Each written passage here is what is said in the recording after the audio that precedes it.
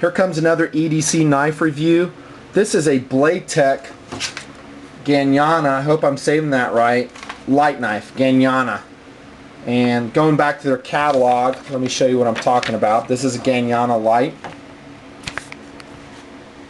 This is Blade-Tech 2008 catalog. This is a more affordable version of their Magnum series or Classic series of Ganyanas. I forget which one.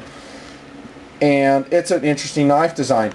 And like I've said in my other videos, it's really hard to look at a catalog often, or an internet for that matter, and say, hey, I'd really like this knife. It's just hard. But having seen this knife in real life, I'm going to tell you now that it's an excellent EDC option. And no, I'm not just saying that because Blade-Tech sent me the knife. There's another knife I'm going to review of theirs that I just don't like at all, and I'll tell you about that here in a little bit.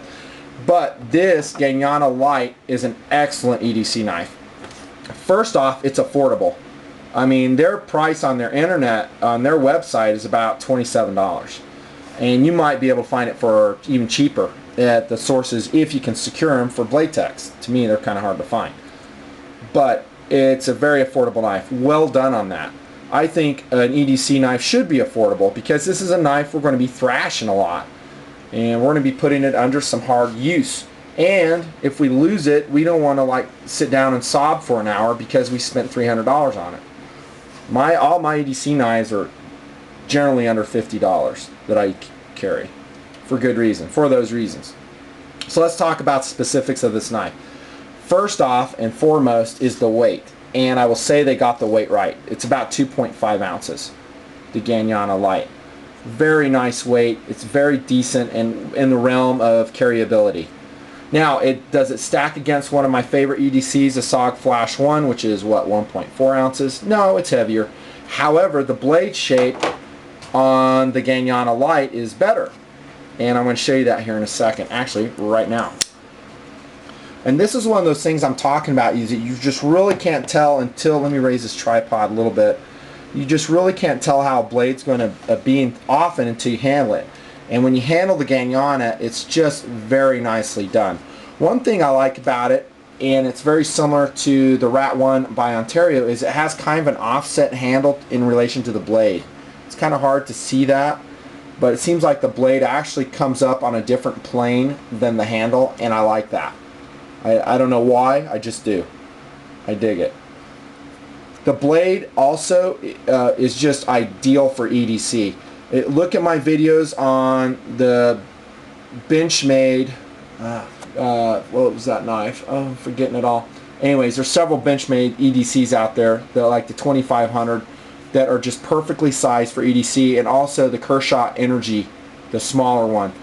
It's a little bit bigger than the SOG Flash 1, but I think that's a good thing. It just gives it more utility. And the Benchmade I was thinking of is a 2550 auto knife.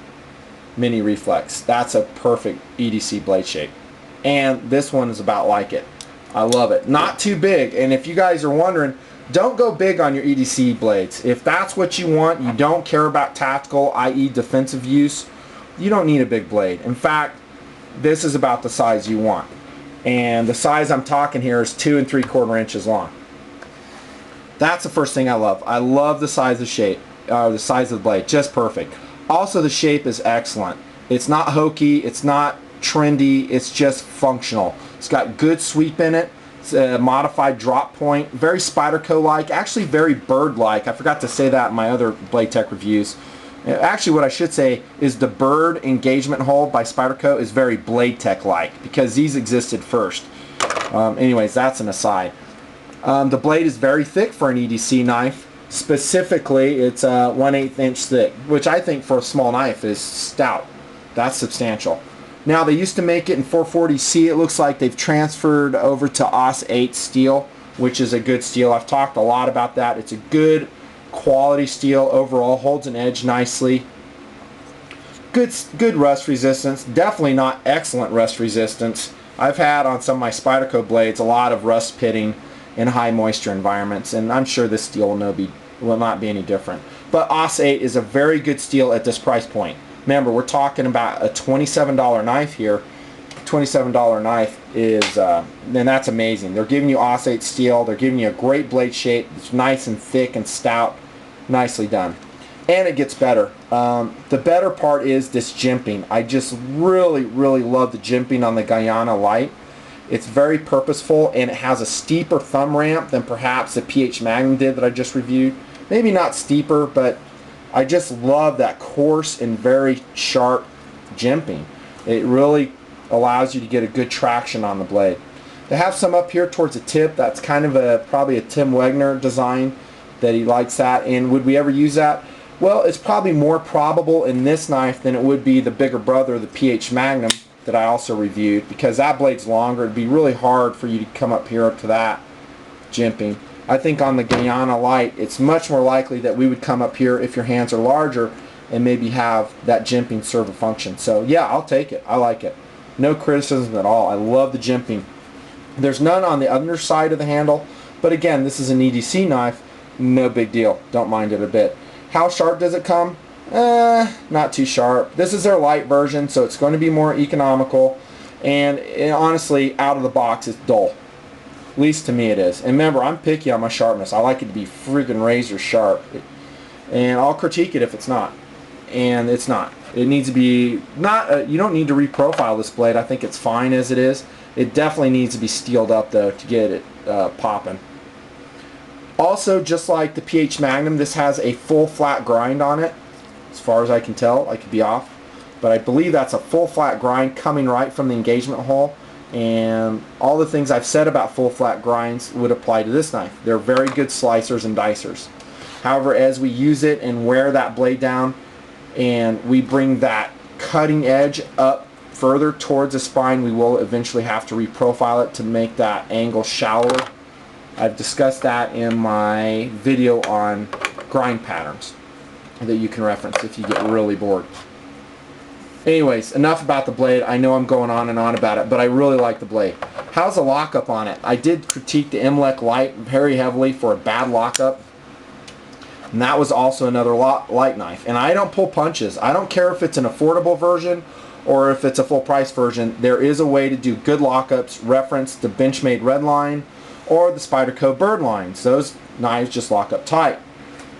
Now, let's be honest too, Spyderco has issues too. I mean, there's Spyderco Endura. This isn't one. This is in Pacific Salt, but it's, you get the point. I mentioned in my video the lockup on that was not that great. So everybody has issues with it here and there. This knife, the Blade-Tech Ganyana Lite, is actually pretty tight. In fact, as I wiggle it, I don't detect any wiggle at all. Side to side or up and down. Maybe I just got a good specimen, I don't know. But if this is representative, you're getting a very good knife for the price. Now, you guys have been being blinded by that international orange handle. And you know what? I like it. I think it's cool looking. This handle also comes in olive drab and black. And those would be excellent colors as well.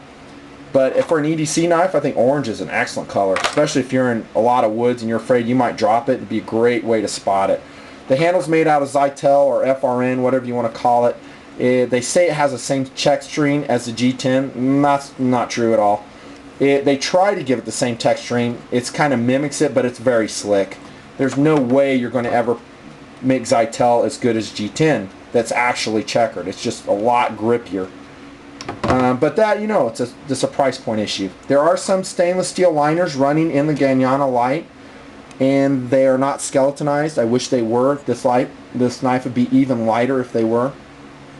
They have a tip-up carry configuration for the clip.